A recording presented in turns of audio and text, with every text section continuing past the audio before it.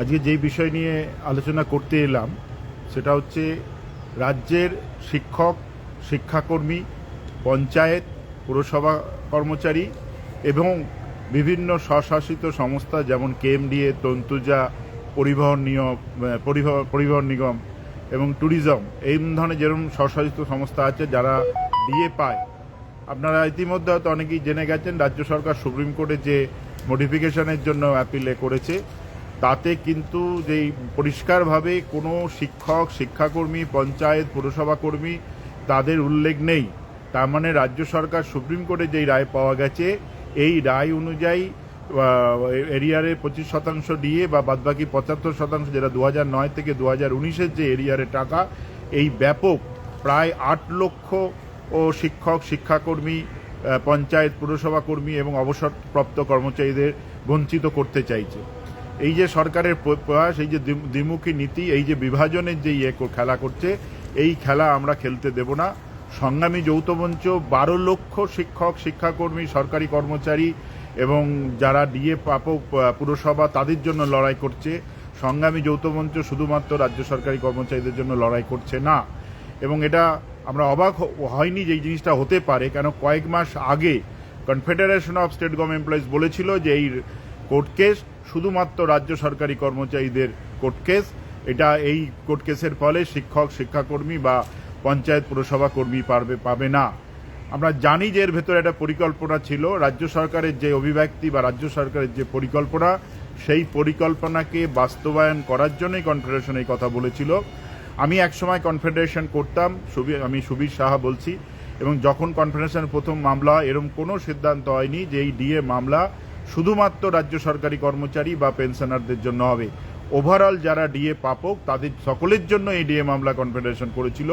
আমি সেই প্রথম যেদিনকে সেই সিদ্ধান্ত হয়, সেই সিদ্ধান্তের আমি একজন অংশীদার ছিলাম, তাই এটা আমি ভালো করে জানি। এবং কনফেডারেশনের আপ টু 19 সাল পর্যন্ত আমি কনফেডারেশনে ছিলাম। বহু শিক্ষক যে ডিএ মামলা যে চলেছে, ম্যাক্সিমাম টাকাটা শিক্ষক, শিক্ষাকর্মী, পঞ্চায়েত, পুরসভা কর্মীরা দিয়েছে। রাজ্য সরকারি কর্মচারীদের টাকা তুলনামূলক কম। এই কারণেই কম, রাজ্য সরকারি বর্তমানে সংখ্যায়ও কম। শিক্ষক, শিক্ষাকর্মী বা পঞ্চায়েত, পুরসভা কর্মী যেই সংখ্যায় যে বেশি, বিশ্ববিদ্যালয় যে সংখ্যায় যেই সংখ্যা, সেই সংখ্যা কিন্তু রাজ্য সরকারি কর্মচারীদের নয়। স্বাভাবিকভাবেই কিন্তু এই মামলার ক্ষেত্রে শিক্ষক, শিক্ষাকর্মী বা পঞ্চায়েত অবদান অনেক বেশি। তা আমরা সংগ্রামী যৌথ মঞ্চ যে সুপ্রিম কোর্টে যেই মামলা দীর্ঘদিন 2022 থেকে যে 25 এই মামলা হিয়ারিং হচ্ছিল না, হিয়ারিং ডেট পরে সংগ্রামী যৌথ মঞ্চ কিন্তু গোপাল সুব্রমণিয়ামের মাধ্যমে কিন্তু এই কেসকে বের করে নিয়ে এসছে।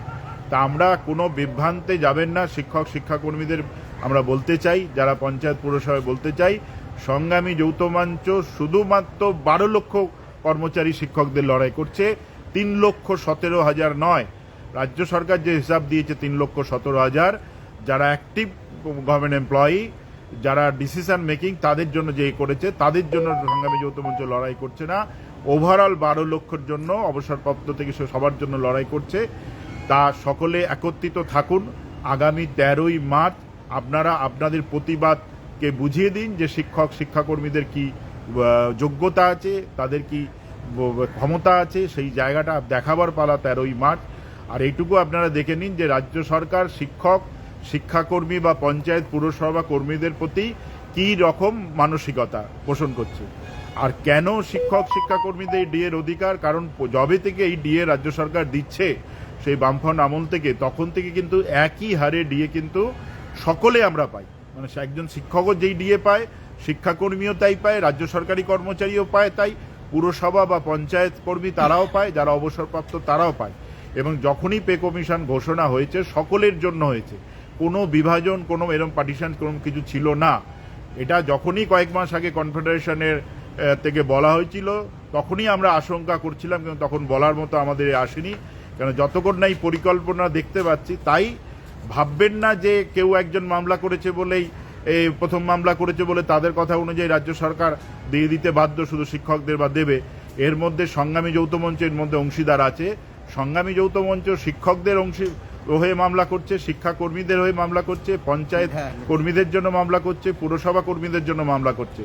তাই আপনারা সংঘবদ্ধ থাকুন, একত্রিত থাকুন, প্ররোচনায় পা দেবেন না। আর রাজ্য সরকারকে আমরা বুঝিয়ে দেব যে ডিএটা সকল, আমরা 12 লক্ষ ও শিক্ষক শিক্ষাকর্মী সরকারি কর্মচারীদের ডিএটা নিয়েই ছাড়বো, এই অঙ্গীকার আপনাদের করছি। আপনারা সংঘবদ্ধ থাকুন, আর এর মাধ্যমে বুঝে নিন যে শিক্ষক বা শিক্ষাকর্মীদের প্রতি বা পঞ্চায়েত পুরসভা কর্মীদের প্রতি রাজ্য সরকারের মানসিকতা কি।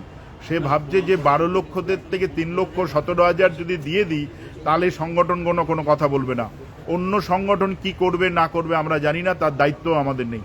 কিন্তু দায়িত্ব নিয়ে বলছি, সংগ্রামী যৌথ মঞ্চের পক্ষ থেকে আমরা 12 লক্ষ যারা এই ডিএ পাপক বা ডিআর পাপক তাদের সকলের জন্য লড়াই করব, এবং এই লড়াইতে আমরা জিতব, এই নিশ্চয়তা আপনাদের দিতে পারি। তার জন্য যতদূর যেতে হয়, যা যা করতে হয় আমরা তাই করব। এবং যেটা ডিলের কথা বলেছে যে 12 ডিসেম্বরের 2026-এ দেওয়ার করতে, এরও আমরা বিরোধিতা করব, কারণ সরকারের কোনো আর্থিক অসুবিধা নেই। কারণ এর আগে যখন সুপ্রিম কোর্ট প্রথম 25% দেওয়ার কথা বলেছিলেন, নির্দেশ দিয়েছিলেন, সেখানে রাজ্য সরকার বলেছিলেন যে আমরা সুপ্রিম কোর্টের ফান্ডে ওই 25% টাকা জমা রেখে দিতে চাইছি, পরে এই মামলা ফাইনাল ডিসিশন হলে তখন সেই টাকাটা ডিস্ট্রিবিউশন হবে। তার মানে রাজ্য সরকারের 25% দেওয়ার ক্ষেত্রে কোনো অসুবিধা নেই, সুপ্রিম কোর্টে তারা অঙ্গীকার করেছে। আজকে যদি না বলে তাহলে সেই দিনকে কি তাহলে সুপ্রিম কোর্টে মিথ্যা কথা বলেছিল যে আমাদের টাকা নেই, তাও বলেছিল টাকা আমরা জমা রাখছি। তাহলে এইটা সুপ্রিম কোর্ট, আমরা এই জিনিসগুলো তুলে ধরবো। আরও অনেক বিষয় আছে, সেটা আমরা লাইভে বলছি না, সেটা আমাদের আইনজীবীরা সঠিক সময় সঠিক জায়গায় সঠিকভাবে তার উপস্থাপনা করবে। শুধু এইটুকু বলতে চাই, টাকা আর্থিক অসুবিধা রাজ্য সরকারের নেই।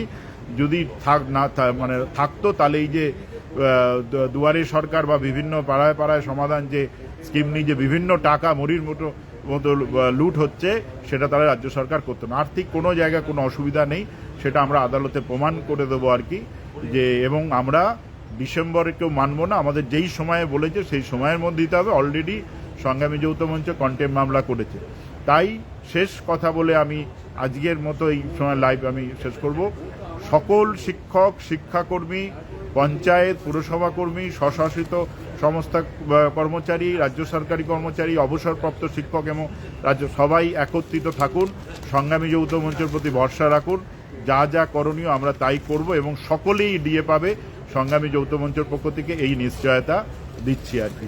এবং সকলকে আশ্বস্ত করুন আপনারা যে সংগ্রামী যৌথ মঞ্চ এই লড়াইতে আছে, সকলের জন্য আছে। নমস্কার, ভালো থাকবেন।